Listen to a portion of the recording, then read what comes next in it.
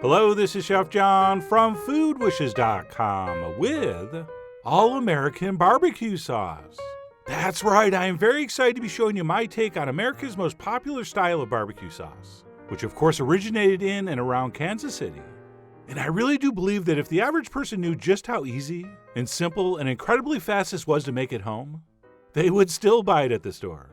But thank goodness you're not average, because after you make a batch of this and taste just how incredible it is, I don't think you will ever buy that stuff from the store again. So with that, let's go ahead and get started with some ketchup, which is the base ingredient for this style of sauce, which is why if you can, try to use a good one. And I generally go for the non-corn syrup version of America's most popular brand. And then to our ketchup base, we have to add our sweeteners. And I like to use two. Some brown sugar, and then the thing that makes brown sugar brown, which would be some dark molasses, which is never not beautiful. And then to balance all that sweetness, we need some tanginess, which is why we will pour in a whole bunch of white distilled vinegar, which is nice and high in acidity, but neutral in flavor. And then once that's in there, we'll go ahead and add our powdered peppers, which will include some smoked paprika, or regular paprika, some chili powder, and of course some cayenne. And how much depends on how spicy you want this. And then finally some freshly ground black pepper. And then we will finish this up with the spices, which for me are going to be some allspice, which tastes like all spices, plus a little bit of coriander, which by the way is the spice that makes pastrami taste so good. And then lastly, we will finish with a little bit of cumin. And that is going to be it for me. And then we'll simply take a whisk and give this a very thorough mixing. So yes, compared to a lot of barbecue sauces, a relatively short ingredient list. Okay, one of the big reasons people prefer the stuff from the store to somebody's homemade sauce is that the home versions tend to overdo it with the spicing. And I don't mean spiciness. I mean the spices like mace and cinnamon and a bunch of other stuff people put in. Whereas your average store-bought sauce tends to be much more subtly spiced and well-balanced. But having said that, you go ahead and add in whatever spices you want.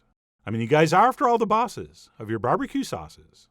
So taste and tweak as you see fit. And that's it. Once this is mixed up, it's done. And does not need to be cooked. I mean, you can if you want, but generally this is going to get heated through when you serve it. For example, when you brush them on those ribs to glaze them when you're grilling. So I don't cook this sauce, but what I do like to do, time permitting, is wrap it up and let it sit in the fridge for a day or two to give all those flavors time to develop. At which point it's ready to use for things like pulled pork sliders, which is a great delivery system to judge any barbecue sauce. Okay, a smoked and pulled pork shoulder has a relatively neutral flavor, which allows you to really taste what's going on with your sauce. And what's going on with this one, I think, is a perfect balance between sweet and tangy, which of course you can also adjust to your taste by altering the amounts of the sweetener and vinegar. But if you do enjoy those very popular Kansas City style sauces from the store, I really think you're going to love this.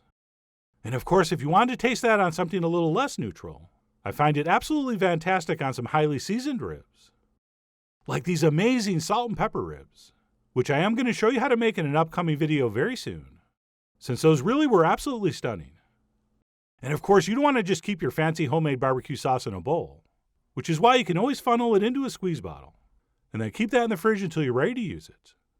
Although in the barbecue joints, they don't refrigerate the sauce, and you probably don't need to, since it has such a high sugar and acid content.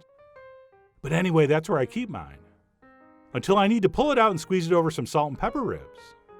Did I mention those are coming up? So please stay tuned for those.